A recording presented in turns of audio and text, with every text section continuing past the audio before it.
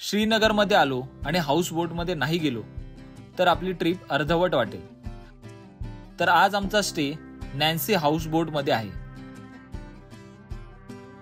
Entry केल्यावर हा hall, थोडं चालत गेलात तर हा आहे फर्स्ट बेडरूम आणि हा आहे सेकंड बेडरूम.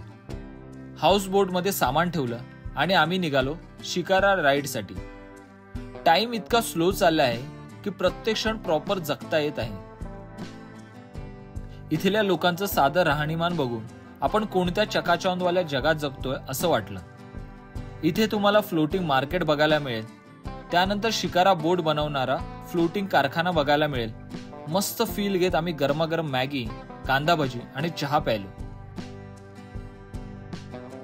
त्यानंतरच डल लेकच्या घाट समोर स्ट्रीटवर फिरलो. आता भेटूया नेक्स्ट व्हिडिओमध्ये. तोपर्यंत टाटा बाय बाय.